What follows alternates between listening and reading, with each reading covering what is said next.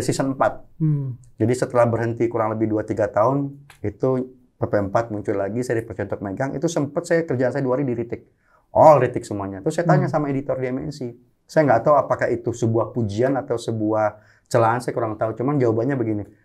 Saya tanya, Mas kok kenapa di retake semua? Ada masalah dengan gambar? Mereka jawabnya gini, maaf ya Mas Kiki, gambarnya terlalu film. Itu saya nggak tahu.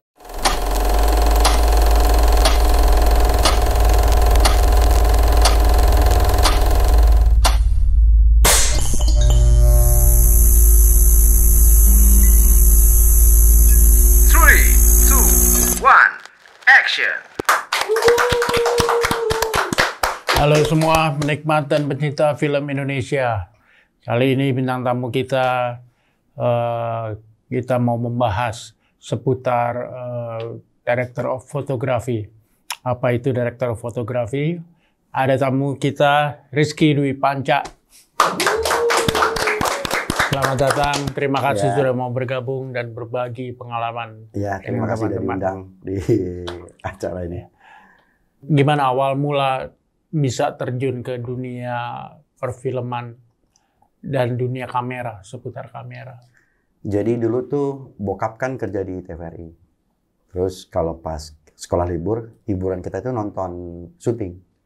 Jadi bokap tuh waktu itu zaman-zaman syuting Lost Man, terus tapi, syuting. Bapak juga kameramen atau? Enggak, bokap cuma staff biasa aja di bagian produksi kebetulan. Nah dari sering-sering ke syuting ini kok tertarik. Kayaknya seru gitu loh. Nah, terus pas kelar sekolah, akhirnya karena keseruan itu minta ikut sama bokap, ikut syuting dong. Jadi apa kek gitu. Nah, cuman dulu itu disuruh belajar semuanya dulu. Jadi kadang belajar art, belajar lampu, belajar perunitan, belajar klep. Sampai akhirnya ketemu sama orang dikasih tahu, kalau lu terus begini katanya, lu nggak akan pernah bisa menguasai satu bidang. Sementara di zaman dulu memang semakin banyak menguasai, semakin punya peluang lebih besar. Ya, kalau era sekarang kan spesialis ya. Spesialis ya. Jadi seru, lu tentukan satu mana yang menurut lu yang paling lu suka. Karena kalau lu nggak suka repot. Akhirnya dari semua itu pilih. Kayaknya kalau di kamera itu kayaknya seru kayaknya. Karena kita hampir tidak punya waktu untuk bengong. Semua sibuk, begitu kita setting, kita persiapkan set lampu dan segala macam, membuat sebuah gambar bagus. Setelah kelar set lampu kita masih syuting. Nah disitulah saya putuskan akhirnya ya udah kayaknya gue di kamera deh.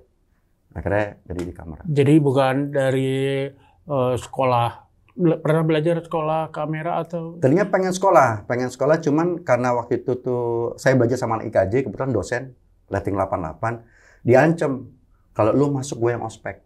Nah diceritain tuh kasus ospeknya segala macam, takut akhirnya nggak jadi masuk. Kayaknya sangat. Iya, sangat segala macam. Apalagi kamera departemen. Iya, itu ampun makanya akhirnya Om sih di IKJ rating 92. Karena itu makanya mau masuk IKJ, cuma karena ditakut-takutin, takut ospeknya sebetulnya. Akhirnya nggak jadi masuk.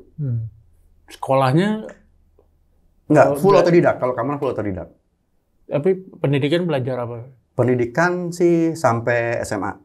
Oh, memang. Nggak ngambil penjurusan? Nggak ngambil penjurusan. Oke. Kemudian, nah ini pertanyaan mendasar dan umum sebetulnya. Apa sih bedanya ya? Kenapa disebut Director of Photography, DOP, atau di luar lebih sering DP. Dengan kamera operator, dengan kameramen. Kenapa nggak disebut kameramen? Apa sih sebenarnya yang menjadi perbedaan mendasar? Kalau kameramen lah ya. Kameramen itu lebih kepada orang liputan, kayak acara wawancara, itu lebih ke kameramen. Terus di sinetron itu juga sama, karena semua shot, desain, segala macam itu angle sudah ditentukan oleh director. Jadi kameramen itu just operate. Dan kalau di sinetron, sebetulnya lebih ini kamera operator. Gitu. Iya, lebih kamera operator, karena semuanya sudah dipikirin sama si director. Umumnya sih di Indonesia begitu. Sampai menentukan untuk gambar segala macam, apalagi di sinetron, kameramen itu tidak punya hak untuk mendesain sebuah shot, karena semuanya sudah template. Beda dengan sebuah film. Kalau film itu DP itu harus mendesain sebuah shot, menentukan angle, komposisi dan segala macam itu termasuk color. Termasuk colornya itu, ya. Karena kalau sinetron kan color udah jadi sebetulnya. Iya. Karena post tidak ada waktu untuk istilahnya tuh kayak telesinnya atau gradingnya nggak ada waktu. Ya makanya disebut director of photography. Iya. Jadi direktur yang membawahi suatu departemen kamera itu kan banyak banget yang terlibat ya. Iya. Ada kamera operator, ada kamera boy, ada asisten kameramen, terus mau gaffer, grip, lighting, runner segala macam. Iya, termasuk lensa juga. Termasuk lensa. Fokus polar ya. Fokus polar. Dan seterusnya. Makanya dalam persiapan sebuah film ada yang disebut production design. Nah, sejauh mana seorang DP terlibat dalam sebuah proyek film sejak awal? Tahapan-tahapannya boleh diceritakan?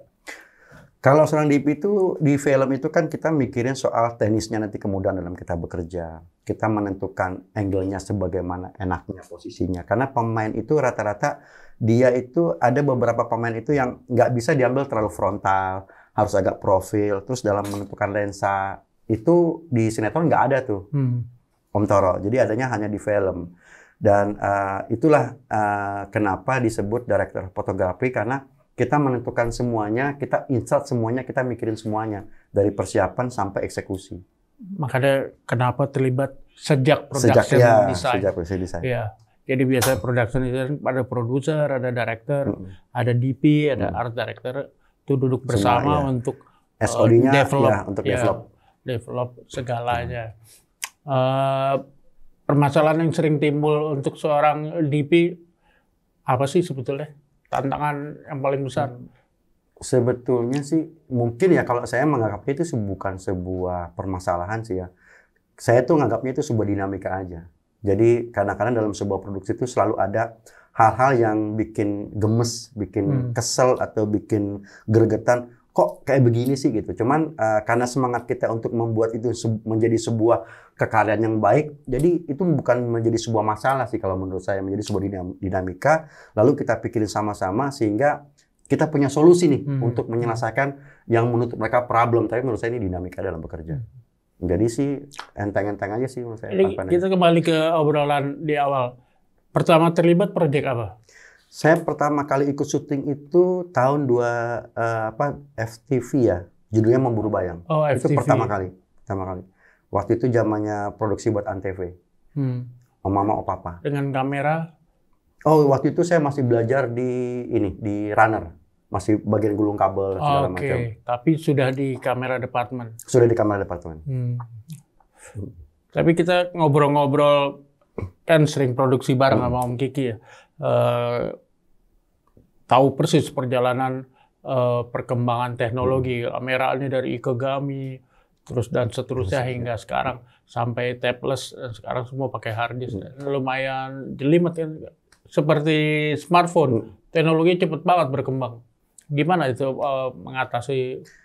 Iya, saya sih beruntung di fase yang mengalami 3 zaman. Dari zaman celluloid sampai, tapi itu udah akhir-akhir. Terus pindah ke kaset, Betacam, lalu pindah ke hard disk. Digital ini dulu kaset, digital di Vicam waktu itu. Setelah itu kita pindah ke memory card. Nah, tantangannya adalah bahwa kita harus paham tentang teknologi sih Om Toro. Pada waktu itu beruntungnya saya mau belajar sama teman-teman semuanya, ini format kaset seperti apa, format card seperti apa, itu yang membuat saya nggak ketinggalan. Ada beberapa teman-teman yang akhirnya nyaman di satu posisi ini. Waktu itu tuh sempat ramai itu di zaman itu kita pakai yang namanya D50. Tipe Sony D50 itu orang-orang udah nyaman dengan kamera itu, sehingga mereka nggak mau move on. Sampai akhirnya mereka ketinggalan. Untungnya saya mau belajar. Sampai akhirnya saya bisa menguasai semua kamera ini, alhamdulillahnya gitu. Jadi sejak celluloid, pernah coba? Pernah. Terus mulai pakai tape, kaset, pernah coba juga. Kemudian memory card. Dan yang paling seru yang mana sebetulnya? Yang paling seru sih sebetulnya di hard disk sebetulnya. Karena kita dapat kemudahan. Ya, segala teknologi sekarang itu kita dapat Alexa, kemudahan. ada Redcam. Alexa, Red dan segala macam itu membuat kita lebih mudah dalam berkreatif sebetulnya. Ya itu kan terlibat proyek film apa pertama? Film pertama itu saya Pocong versus Kuntilanak. Untuk info teman-teman di luar sana, Om Kiki ini sudah puluhan film, banyak banget filmnya, luar biasa. Sinetronnya juga banyak. Kita nanti coba membedah seperti apa perbedaan antara film dan sinetron. Tantangannya lebih enjoy yang mana Om Kiki? Kalau enjoy sebenarnya enjoy di film. Tapi kalau tantangannya sebenarnya lebih besar di sinetron. Karena kita hampir tidak punya waktu untuk meng-create sebuah shot. Kita hampir tidak ada waktunya untuk membuat sebuah kreasi dalam sebuah shot. Itu sih, karena kita dituntut untuk satu hari sekian scene jumlahnya. Nah, sementara perbedaan dengan film itu kita paling 5-7 scene dalam satu hari, sehingga kita punya banyak waktu untuk bikin shot yang ya secara angle, komposisi, blocking itu lebih menarik daripada bikin sinetron. Tapi bukan berarti mengecilkan sinetron, bukan, cuman lebih tantangannya beda-beda. Ya, beda-beda, lebih tantangannya berat. beda-beda. Ya, bukan berarti film lebih baik dari sinetron atau sinetron tidak lebih mudah dari film. Karena sinetron tuh lebih tertata karena kita tidak punya waktu. Kalau film kan kita masih punya yang di editing, kita masih bisa ngerapiin warna, kita masih bisa ngerapiin sebuah komposisi, kita bisa scaling, kita bisa yang hijau kurang biru kita biruin. Tapi kalau di sinetron hampir nggak ada waktu. Ya, itu perbedaan yang mendasar ya. Oh, di film semuanya lebih perfect dalam persiapan, makanya production design-nya benar. Tapi di sinetron juga nggak kalah hebat, karena target sehari.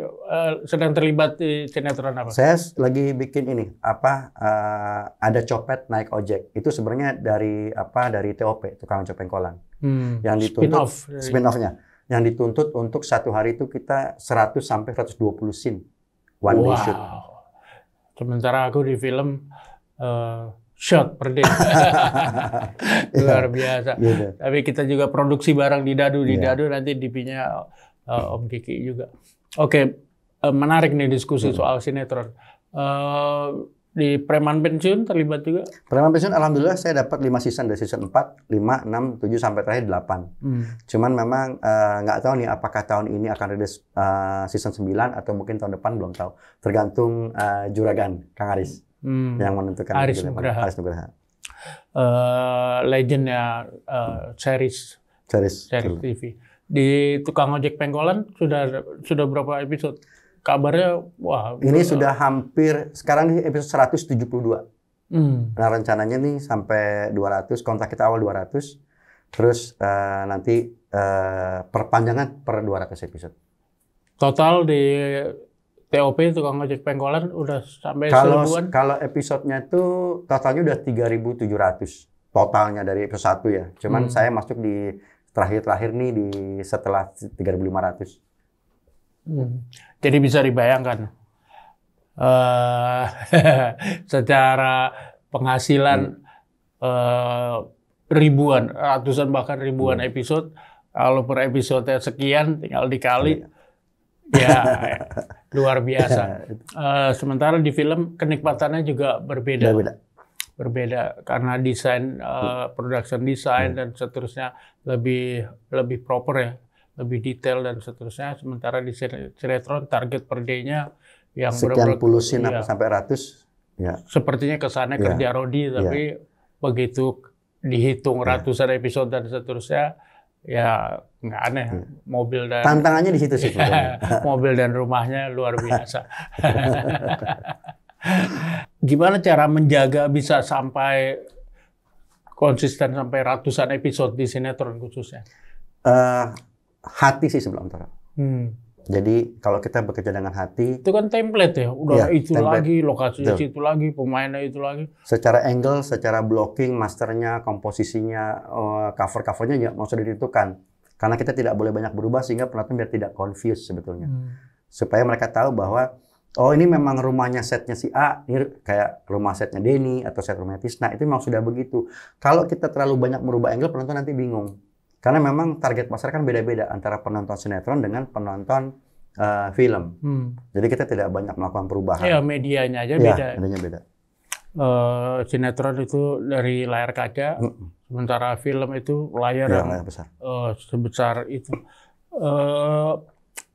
Jadi makanya tidak tanpa mengurangi rasa hormat teman-teman di sinetron, pasti tantangannya luar biasa. Kalau saya bilang keren, mereka keren-keren banget. Ya, belum tentu orang-orang yang di film bisa bekerja di sinetron. Begitu juga sebaliknya, tidak mudah untuk bikin film. Karena awal saya masuk sinetron itu, cerita sedikit ya, saya masuk awal sinetron, pertama kali saya masuk sinetron itu dengan membawa kebingungan. Sebenarnya ini gue bisa nggak ya awalnya gitu, karena memang sekian belas tahun tidak terjun di bisnis itu sih Om Toro.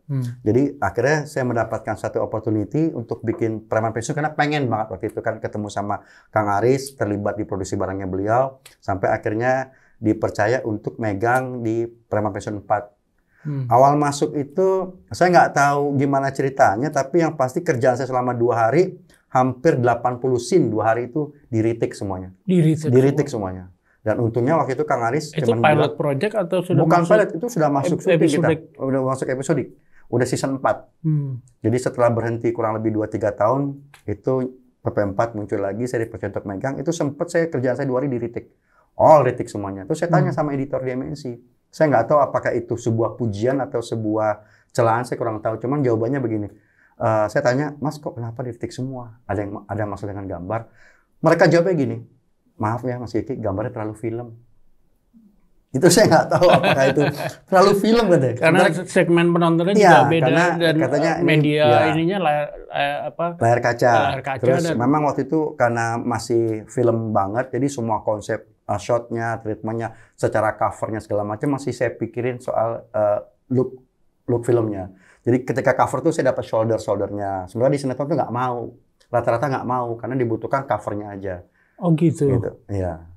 Terus secara continuity juga kan kadang-kadang kalau di shoulder itu, kalau di sinetron kadang suka berubah antara cover dengan master. Ya, jadi betul. Begitu pas banyak kita sering banget ketika angle umpama ini dari saya ngambil ke Mas Toro gitu, saya shouldernya. Ketika saya ngomong mungkin saya diem. Kalau dari sini karena saya merasa bukan gue yang diambil. Ketika nanti reverse-nya ke Mas Toro itu tiba-tiba saya yang bergerak, berubah. Begitu saya main itu yang kadang-kadang sering terjadi. Juga tadi kita diskusi di depan soal perbedaan lensa, pemahaman pemakaian lensa. Gimana bisa cerita lagi? Kalau di sinetron kan kita tidak banyak pilihan lensa ya, tidak sekomplit seperti di film. Kalau kalau di sinetron itu kita banyak pakai lensa zoom. Jadi ada 1635, ada 2470, 50 dan 7200. Nah sementara karena tuntutan kita harus sekian puluh sampai ratus scene satu hari, kita harus ngambil syuting pakai 2 kamera. Karena biar sekali jalan, 1 scene kelar gitu loh. Jadi nggak ada pengulangan. Jadi kalau di film kan selalu kita minimal master 2 dulu, kamera ya. Ya kita master dulu, lalu kita ngambil covernya sendiri, lalu reverse-nya sendiri. Itu kan takes time. Nah kalau di sinetron nggak, sekali jalan kalau bisa udah tinggal langsung 2 kamera. Tinggal kalau umpama kayak kita berdua ngomong gini, 1 jalan masternya, 1 udah langsung covernya. Tinggal kita pengulangan cuma 1 kali. Covernya saya kayak gitu. Nah itu yang lebih, dan tantangannya ketika penggunaan lensa karena tidak ada lensa yang sama. Yang sana mungkin lensanya 70-200. Saya bisa dapat bokehnya nih, mungkin covernya saya. Ketika nanti saya ngambilnya dari sini, kadang-kadang cuma pakai 2470 karena harus jalan bareng atau 50. Nah itu suka berbedanya di situ, tantangannya di situ. Iya. Jadi singkat cerita pemahamannya kalau film teorinya hampir sama sebetulnya. Seperti sama master dan cover. Master detailing, cover apa segala macam. Two shot gini, terus cover dan cover. Tapi di sinetron untuk mempersingkat waktu langsung jalan 2 kamera A, master dan cover. Ya. Itu dibantu sama second kameramen atau? Ada. Jadi saya punya campers. Jadi di sinetron itu saya punya beberapa kamera operator sama ada askamnya juga sama. Nah kalau di sinetron sih saya lebih baik tidak ngopret sebetulnya. Karena kalau kayak di TOP kan kita bikin 3 tim. Tim 1, tim 2, tim 3. Kalau saya ngopret di 1 tim, nanti tim 2, tim 3, siapa yang ngejagain. Jadi sistemnya itu setiap tim itu ada kamera operatornya. 1 tim 2 kamera, 2 kamera operator, 2 kamera operator. Jadi saya keliling nih Om Toro. Kadang pagi ke tim 1, ke tim 2, ke tim 3 untuk ini beda-beda episode nih? Karena episode yang sama. Jadi umpama 1 episode 60 scene, paling episode tim 1 20 scene, tim 2 20 scene, tim 3 20 scene dalam waktu yang bersamaan. Oh, gitu. Karena supaya tidak ada perbedaan secara waktu soalnya. Karena tapi kan juga banyak konsisten ya. Continuity sih sebetulnya. Gambar dan seterusnya kan. Style juga kan. karena itu yang udah disepakati sama produser dan TV. PH. Ya, karena sudah punya penonton kan. Iya, udah punya template. Nanti bisa jadi di reject semua karena beda. Dibedakan nggak kru ketika bekerja di sinetron dan kru ketika di film? Dibedakan maksudnya, Mas? Timnya beda atau orang-orangnya sama? Sama, orangnya sama. Orang-orangnya sama. Cuman memang kalau di film kan saya tidak membutuhkan sebanyak ketika saya butuh 3 tim. Satu tim itu kalau di sinetron itu bisa, kalau pagi TOP ini bisa 16 sampai 18 orang.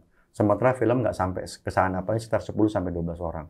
Dan kalau di film cenderung saya ngopret sendiri memang. Karena itu sebuah bentuk kepuasan sih dalam membuat sebuah shot itu sih sebetulnya. Nyari duitnya di sinetron, di film buat hobi, buat ini filmografi ya. Oke. Ada kriteria khusus nggak untuk ngerekrut tim berdasarkan posisinya, job desk-nya masing-masing? Ya fokus polar, askam atau... Enggak sih, justru kalau di sinetron itu malah mereka harus lebih pintar daripada di film sih kadang-kadang. Karena penguasaan teknis. Jadi kalau di film kan kita punya operator dan punya fokus polar. Kebalik pemahamannya, kirain film sebenarnya. Lebih... Enggak, jadi kalau di film itu kan kayak saya gitu, asisten saya baik banget. Satu yang kamera boy-nya, askamnya, terus fokus fullernya, dan segala macam. Saya hanya operatornya juga komposisi. Nah, sementara kalau di sinetron itu, satu orang itu harus bisa fokus fuller, harus bisa kadang-kadang follow iris. Itu dilakukan oleh sendirian. Jadi udah nggak ada askamnya lagi untuk munculin fokus. Tantangannya jauh lebih berat di sinetron sih sebetulnya. Nah, Om Kiki kan cenderung otodidak ya. Kalau pasukan gimana? Dari sekolah film atau kursus atau... Enggak sih, mereka juga rata-rata otodidak. Otodidak juga. Lebih memilih yang sama otodidak. Otodidak ya. Karena nggak tahu ya, mungkin kalau anak-anak yang sekolahan kayak di IKJ atau saya nggak mau ngomong kampus ya. Yang sekolah itu kayak ada beberapa sekarang kan SMK itu banyak yang broadcast. Iya, SMK sekarang SMK itu banyak yang broadcast. Nggak tahu kenapa mereka itu menganggap bahwa sinetron itu pekerjaan yang mudah dan receh. Jadi katanya nggak ada tantangannya. Ya, itu kan image. Image-nya begitu. Dan jadi itu sudah terbangun sejak dulu ya, bahwa sinetron memang dianggap kerjaan anak, kalau ibarat sekolah itu anak SD lah, anak-anak SMP. Karena mereka sebetulnya itu jauh lebih sulit. Iya, tantangannya. Bayangin kita persiapan waktunya sedikit, kadang-kadang persiapan untuk membuat sebuah scene itu nggak nyampe jam. Dikasih waktu cuma 15 menit sampai 30 menit untuk setting lampu. Tapi secara gambar harus maksimal. Karena begitu selesai kita syuting itu udah nggak ada waktu lagi di editing untuk ngeratain gambar, gelap lagi, tapi udah nggak ada waktu. Apa yang ada di lapangan langsung tayang. Itu jauh lebih sulit. Kalau film kita punya banyak waktu. Sebenarnya luar biasa itu. Kita bisa berhari-hari untuk ngerapiin satu shot aja. Itu sih sebetulnya. Ya, tadi juga sempat ngobrol sebelum kita mulai syuting bahwa saking tight waktu persiapan, baca skrip pun nggak sempat. Iya. Betul gitu. Betul. Karena memang pas baca skripnya paling ini scene berapa sekarang? Oh, umpamanya scene 28. Baru saya baca tuh, ini apa sih 28. Nah, kadang-kadang saya nanya nih sama script continuity-nya.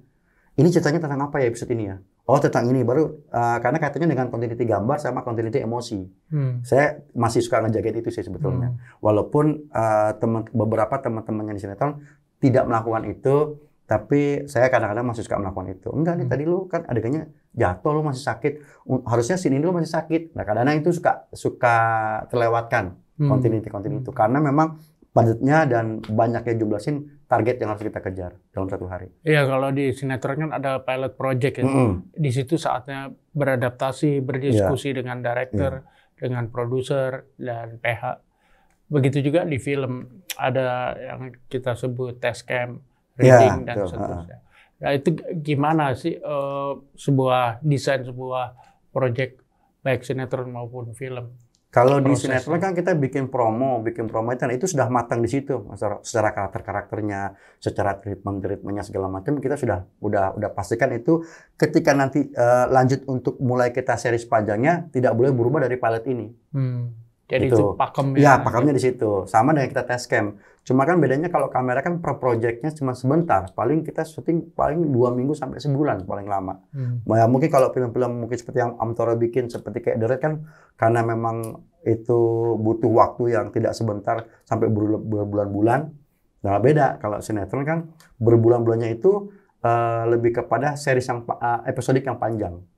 Jadi tapi pakemnya dari awal sudah ditentuin dan tidak boleh ada perubahan di sampai mungkin episode 100, 200 sampai 300 sampai selanjutnya. Pernah bosen nggak stuck gitu sampai ngap karena kalau panjang series? Kalau dulu sih pernah sih Om Tore, tapi kalau sekarang nggak. Sekarang itu jadi hampir nggak pernah ada kata bosen sih sebetulnya. Kalau sekarang itu karena setiap hal itu kita punya tantangan. Tinggal bagaimana kita menyikapinya sih sebetulnya. Ya itu dinamika dalam syuting juga. Tiba-tiba jenuh, aduh gini-gini aja. Tergantung kitanya sebetulnya. Kalau kita mau terus cari sebetulnya setiap shot itu, setiap scene ada tantangannya, ada membuat kita pasti untuk ada bikin something new ya. Ada sesuatu yang baru. Ada sesuatu yang baru dan kita mau masuk di dunia itu enggak. Kalau kita tidak mau terlibat di situ akhirnya jenuh. Bosan, kok gini-gini aja, itu sih sebetulnya. Padahal tantangannya di situ. Di sinetron tantangannya di situ. Tapi kan itu kadang setauku ya, kita baru dapat skrip kadang saking strippingnya pagi baru dapat, kita nggak tahu apa yang mau kita syuting on the spot gitu aja. Itu gimana cara beradaptasi dan mengatasi? Paling baca aja di lokasi. Begitu pagi dapat skrip, tapi sih yang penting benang merah dari sebuah episode itu kita nggak lolos sebetulnya. Yang penting kita mau baca. Nah, ada beberapa teman yang kadang-kadang nggak sempat baca. Saya juga sempat beberapa kali lolos nggak baca. Cuma nanya, ini ceritanya apa sih?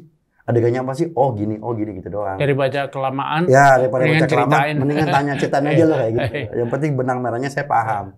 Karena setiap episode itu punya judul sendiri. Selain TOP sama Preman Bensin, ada pilot project yang akan jalan lagi sinetron? Sinetronnya apa yang jalan sih belum ya Mas Arya. Cuman baru wacana aja sih. Cuma nggak enak sih kalau mau disebut di sini karena itu baru wacana kita mau bikin ini gitu. Itu program next-nya. Tapi hampir semua genrenya sama, drama komedi. Drama komedi. Sitcom sih. Dan komedinya satir. Komedi. Kalau FTV beda lagi. FTV beda lagi, tapi eksekusinya hampir sama dengan sinetron?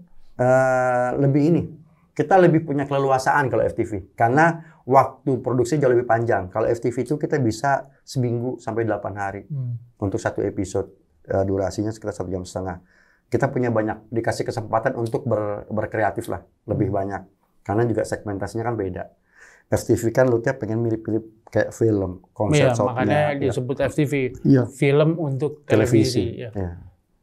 Gimana perbedaannya dengan TVC? Pernah juga di iklan? Ya. Nah kalau TVC sih sebetulnya semua udah jadi ya, itu pekerjaan menurut saya pekerjaan yang hampir tidak terlalu banyak ini sih, stres sih kalau saya Om, karena sudah ada visualizer-nya, sudah ada creative director-nya, ada board-nya. Kalau saya sih bikin TVC saya lebih kepada ngejagain sih cahayanya aja sih sama komposisi. Jadi, karena semuanya udah dipikirin banyak. Eksekusi kreatif by order. Semuanya udah jelas. Semua udah jadi. Yang di order apa? TVC. Jagain produk aja biasanya kan message ininya. Sama gambar. Karena memang kalau di TVC kan lebih matang persiapannya. Jadi ketika eksekusi itu udah tinggal jalan aja sih. Saya ngeliatnya sih gitu. Kembali ke job desk orang DOP ya. Untuk film nih, kita udah bicara banyak lebar untuk sinetron. Untuk di film terlibat sejauh mana seorang DP? Tadi dari persiapan sudah, apakah sampai editing juga? Ini buat berbagi dengan teman-teman di luar sana. Iya, kalau di film kan kayak DP itu kan begitu selesai syuting, pekerjaan kita belum selesai. Karena kita masih ada grading, nyamain warna. Bukan selesai syuting, selesai udah. Enggak, bukan. Jadi kita post pun kita masih terlibat. Terus kadang-kadang kita suka, karena di lapangan kan film juga punya tuntutan yang besar juga. Satu ketika saya pernah satu kesalahan itu yang membuat sebuah shot, kayaknya komposisinya kurang enak nih. Nah kita bisa rapikan itu di editing ya Om Toro. Bisa di scaling dikit, kayak gitu-gitu sih sebetulnya. Itu kita lakukan sebenarnya after production kan, ke situ. Jadi shotnya itu betul-betul mateng lah, enak secara komposisi juga betul-betul enak banget untuk ditonton. Iya, supaya memberi roh ya, memberi nyawa di offline picture lock. Juga di color grading ketika pewarnaan kan kayaknya dari DP sebetulnya. Buat info, nggak banyak juga sebetulnya DP yang dilibatkan sejak awal didiskusikan. apakah mau greeny, goldish dan seterusnya. Kita pernah berapa kali terlibat sama-sama di satu proyek film dengan Om Giki. Benar banget, jadi di offline editing tuh memberi kamera movement ya, di scaling. Kalau framingnya kurang tight, kita tight, kita kasih kurang geser-geser, kurang mungkin terlalu ke center nih, kita bisa geser dikit, bisa rapin kayak gitu kan. Terus juga kan kalau perbedaannya kenapa kita betul-betul harus perfect di film itu, karena perbandingannya gini Om Toro, kalau kita bikin sesuatu di TV, kita nonton gratis, lo nggak suka tinggal ganti channel sebetulnya. Sementara di film, ketika lo nonton, lo kan nggak bisa ganti channel. Ketika lo membuat sebuah film kekaryaan yang hasilnya gitu-gitu aja, kasihan penontonnya. Sudah datang jauh-jauh, bayar pula, lalu kita sajikan dengan komposisi yang berantakan, warna yang belang, segala macam, kasihan sih. Lebih kepada itu sih. Makanya Serendipity wajib untuk cek lagi setelah syuting. Karena kadang-kadang kita suka lolos di lapangan sih. Kalau di sinetron sampai editing juga enggak? Kadang-kadang, tapi nggak tiap hari. Kadang-kadang kita cek editing. Bila ada kasus aja. Ya, itu pun kadang-kadang nggak bisa request. Ini ya no time sebetulnya. Gue minta scaling dikit dong. Oh, nggak bisa, ya harus segera tayang. Pernah gitu, sering banget ya. Bukan sering sih, tapi pernah. Pagi syuting, malam tayang. Pagi syuting, kita nyebutnya si live.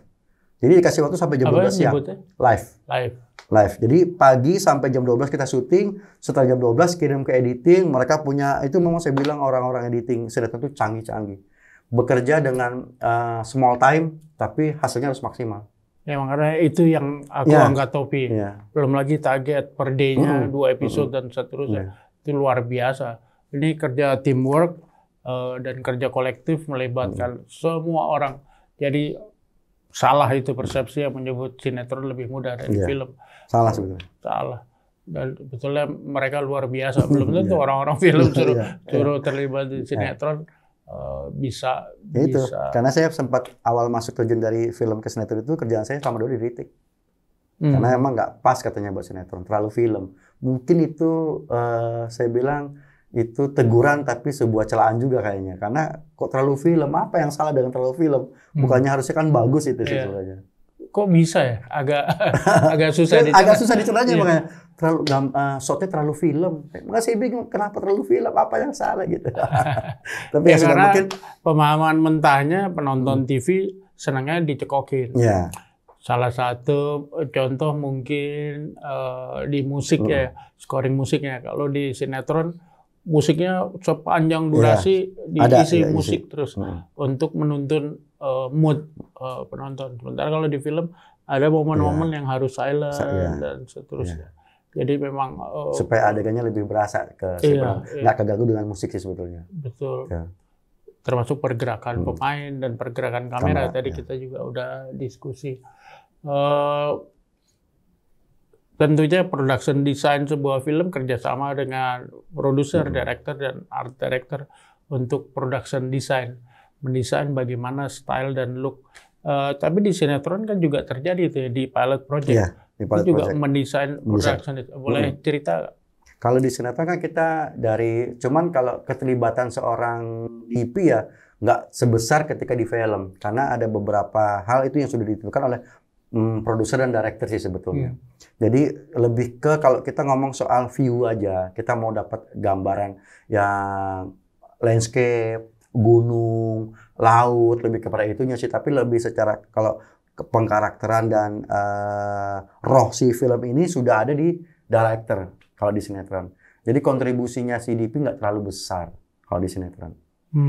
Beda dengan film kan. Kalau film kan berasa banget kontribusinya karena kan penonton ini yang dilihat gambar sih sebetulnya. Gambar, blocking, kamera works-nya, gimana track sisinya, track in, track out-nya. Itu kalau di film kan berasa banget. Tapi kalau di sinetron nggak terlalu, Om Toro. Lebih menjalankan apa yang di-order lebih director. ke kekuatan si karakter pemain sih sebetulnya dalam segi berekspresi sama. Tapi ikut andil juga. Berdiskusi dan seterusnya. Memberi style, ini gaya gua, sorry ya gua misalnya begitu. Iya, karena kan ada beberapa gini, ada sinetron itu karena tuntutannya untuk scene yang banyak dalam waktu satu hari, kadang-kadang mereka malas untuk geser kamera. Jadi ada beberapa yang covernya itu kalau kita perhatikan sampai sekarang ada beberapa yang masih profil. Jadi ketika ngobrol gini, angle dari sini kan terlalu profil, terlalu pipit. Nah itu yang saya bilang, kalau saya mungkin karena kurang menarik ya, kayak semacam kok ngomongnya kayak di samping, kayak semacam nggak eye to eye, nggak eye contact. Makanya saya bilang sama teman-teman di lapangan juga, kalau pas cover usahakan minimal itu satu jengkal lah 30 cm dari jarak lensa. Itu diterima sama teman-teman. Diterima ya, diterima. Dan memang ada beberapa teman-teman juga bilang memang lebih berasa lebih berasa berhadapan dengan si pemain, kata si penonton, lebih itu. Dan memang takes time karena harusnya nggak perlu geser kamera, jadi geser kamera, takes time. Tapi so far sih kalau kita kerjanya bisa lebih cepat lagi dari teknisnya sih kekejar sih Amtara. Karena soal kekaryaan sih. Iya, kalau bicara jam kerja di sinetron sama dengan di film. Nah kalau di PH yang sekarang saya ikut ini, alhamdulillah itu kerjanya itu udah kayak PNS. Jadi kita berangkat jam 6 pagi. Jam 6 pagi harus sudah di lokasi. Oh, hampir sama paling dengan telat, di film. let's say itu jam 6.45 itu harus sudah tik. Karena kalau setengah 7 kadang masih suka berkabut, masih agak bluish. Jadi begitu matahari udah agak atas itu. Meskipun di Jakarta. Meskipun di Jakarta ya. Karena lokasi kita kan daerah Karangtengah.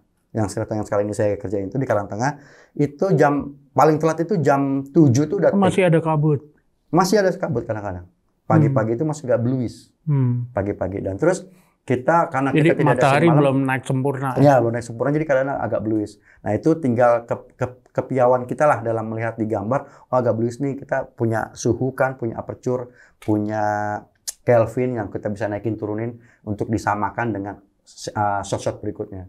Karena tiba-tiba di jam 8 itu Kelvin udah tinggi banget. Nah, kalau kita tidak teliti, itu bisa jadi scene yang ini agak bluish, scene yang ini agak warm kayak gitu. Kelvin yang itu berat, temperatur ya? Temperaturnya. Ya. Itu tantangannya di situ. Sementara kalau di film kan kita syuting cuek aja. Mau jam berapapun Kelvinnya segitu. Nanti tinggal di editing kita rapiin.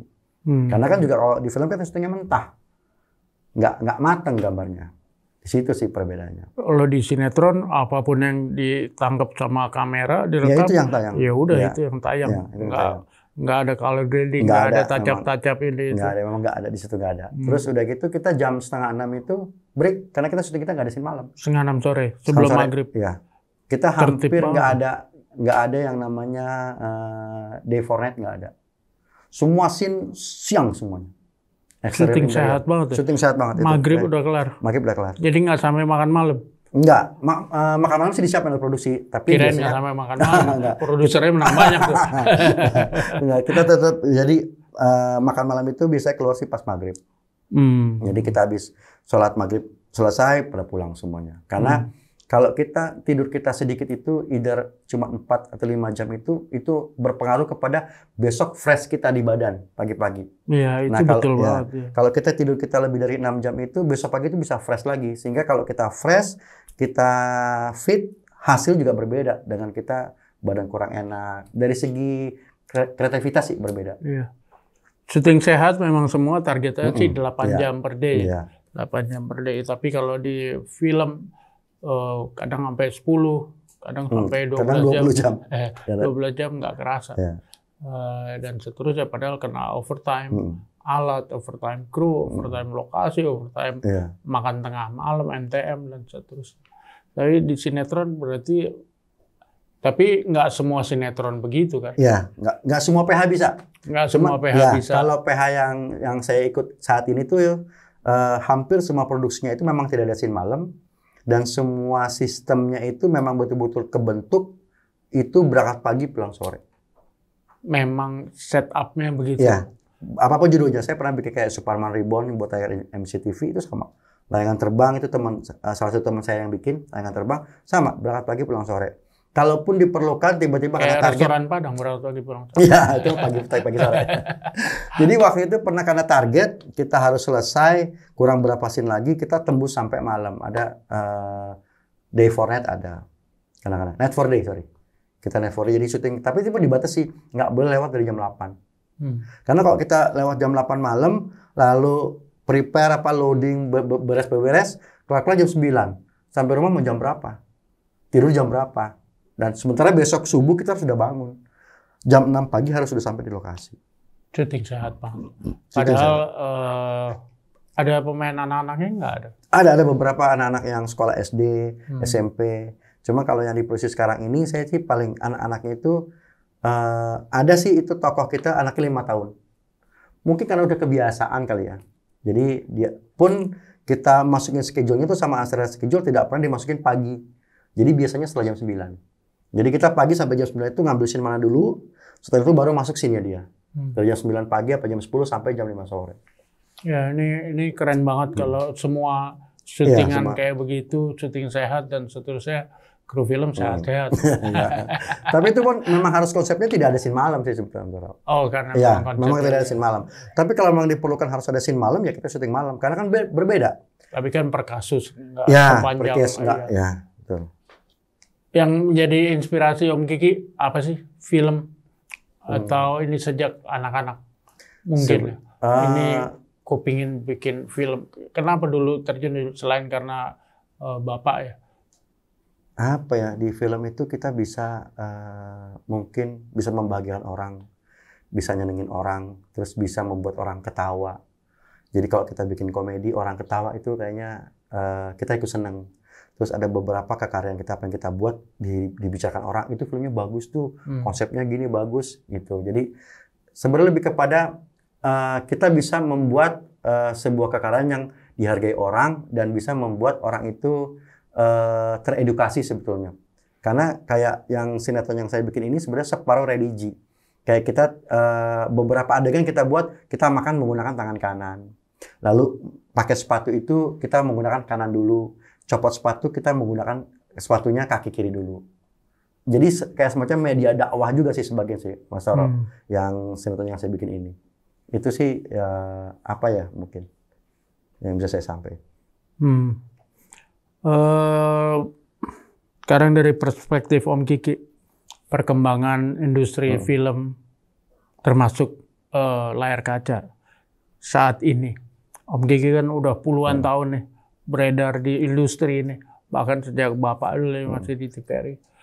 Melihat perkembangan sekarang, tadi kita udah bicara perkembangan teknologi kamera yang dari seluloid, terus mulai Ikegami, dan seterusnya sampai ke card, dan sekarang hard disk. Dan sinetron udah berubah banyak dibanding 10-20 tahun yang lalu. Menurut Om Kiki? Apa ya, kalau sekarang itu saya rasa media pembelajaran lebih mudah. Terus banyak banget ilmu yang bisa kita dapatkan ketika kita searching, googling, atau ada di beberapa media-media seperti YouTube untuk kita bertanya. Kalau dulu kan nggak dapat, Mas Toro. Saya tuh dulu untuk dapat ilmu itu harus main ke lokasi orang, harus ke tempat-tempat. Ini caranya gimana? Belajar, butuh main ke rental untuk workshop. Kalau sekarang nggak perlu. Sekarang itu kita belajar dengan mudah.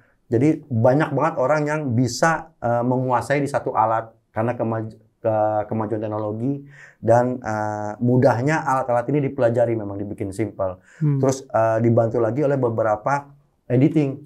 Jadi kesalahan-kesalahan yang di lapangan itu bisa terbantu oleh editing yang sekarang ini semakin canggih. Terus shot-shotnya itu keren-keren banget, kayak apa? Kayak kita bikin video game, shotnya bisa jalan apa segala macam, gitu, kayak gitu. Bisa muter 180 360 derajat shot-shotnya. Itu sih sebetulnya. Belum lagi belakangan mulai ada teknologi AI ya. Ya, semua sangat dimudahkan. Itu tandanya di situ. Cuman ya kekurangannya adalah apa ya? Kekurangannya mungkin saya menjadi baik saingan itu ya. Itu yang dimudahkan ya. Tapi semua serba instan gitu ya. Kekurangannya ya secara mental, kita orang dulu itu tahu mereka kurang fight sih sebetulnya. Kurang fight dari segi untuk mendapatkan sebuah hasil yang bagus, mereka kurang ngejar gitu. Iya, kalau kita dulu harus berjuang, dimaki-maki, termasuk habis lah ya. Kebun binatang keluar semua. Kalau anak sekarang ya dimudahkan segalanya. Oke, Om Kiki, kita sampai di akhir durasi. Ini pertanyaan wajib nih. Kapan terakhir ke bioskop, beli tiket, bayar sendiri, sebagai bentuk apresiasi mendukung film Indonesia yang berkualitas? Film Indonesia terakhir itu saya nonton film Zarfa, sudah. Jadi film yang saya bikin sendiri.